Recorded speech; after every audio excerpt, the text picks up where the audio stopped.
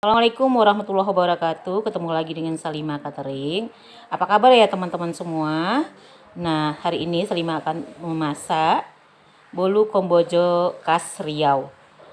Bahannya 500 gram tepung terigu protein sedang, 400 gula pasir, 400 gula pasir. Nah, ini gula pasir sama tepung kita ratakan dulu. Kita ratakan dulu seperti bahan kayak gitu ya Mas. Nah, kita aduk nanti biar teraduk baru kita masukin telur nanti.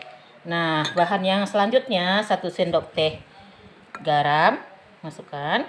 Nah, ini ini putih telurnya kita nggak pakai. Kuning telurnya 5 butir. Air 500 ml, air putih, air pandan 500, air santan kental 500 ml juga.